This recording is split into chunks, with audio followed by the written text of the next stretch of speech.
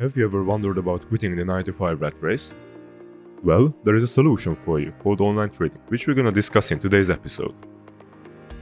Which you can trade the Forex market or the stock market. Maybe you have heard the term online trading on the social media or heard it from a friend. It's definitely an attractive option for income, isn't it? But what it actually is. For example, when you go on a vacation abroad, you need to change your money to the local currency, and it has an exchange rate. This is what Forex, the term, comes from, foreign exchange.